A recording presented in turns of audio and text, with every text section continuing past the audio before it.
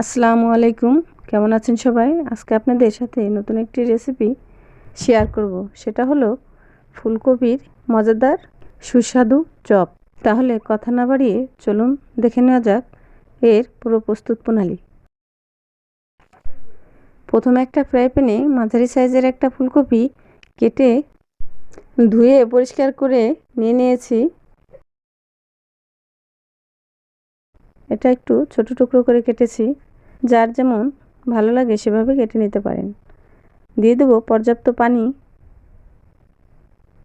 চুলাটা অন করে দিয়ে দেব স্বাদ মতো লবণ, 1 চামচ শুকনো মরিচের গুঁড়া, হাফ চামচ হলুদের গুঁড়া। এটাকে নেড়ে মিশিয়ে দিতে হবে। এবার একটা ঢাকনা দিয়ে ঢেকে দেব 5 মিনিটের জন্য। 2-3টা বলক হলেই আবার একটু নেড়ে দেব, আবার ঢাকনা দিয়ে ঢেকে দেব। ঢাকনা খুলে ফুলকপির টুকরোগুলো পানি ঝরিয়ে ঠান্ডা হওয়ার জন্য একটা সাইডে রেখে দেব। এখন একটা বাটিতে ছোট এক বাটি পানি নিয়ে নিয়েছি। দিয়ে দেব স্বাদ মতো লবণ,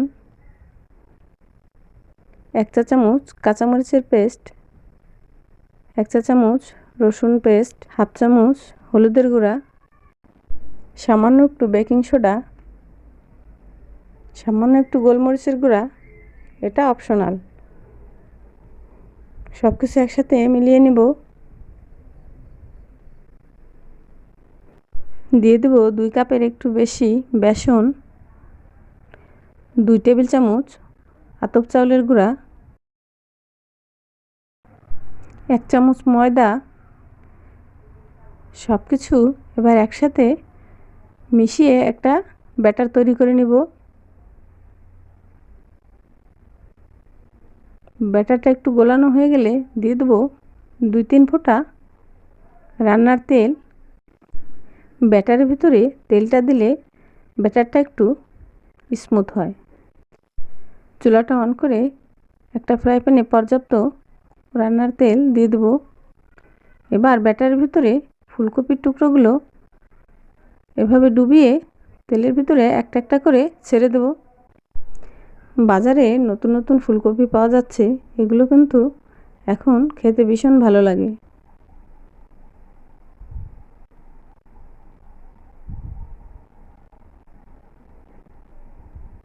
এর একটা সাইড হলে অন্য সাইডটা উল্টে দিয়ে ভেজে নেব। সুন্দর একটা কালার আসলে এগুলো তুলে নেব। আমি একইভাবে অন্যগুলো ভেজে নেব।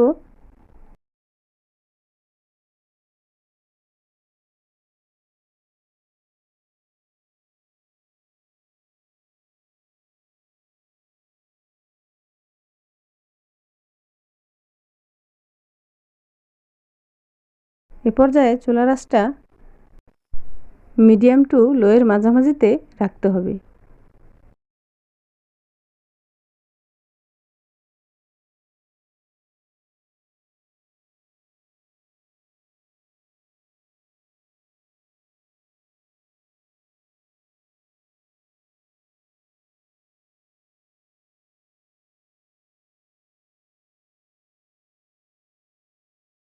সব চপগুলোই আমার ভাজা হয়ে গিয়েছে।